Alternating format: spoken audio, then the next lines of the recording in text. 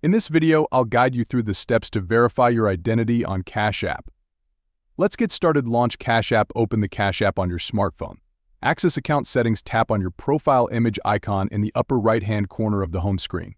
Navigate to Security and Privacy. Scroll down and find Security and Privacy, then tap on it. Initiate identity verification. Under Identity Verification, click on Verify. Confirm personal information. Enter your date of birth, last 4 digits of your social security number, and current address.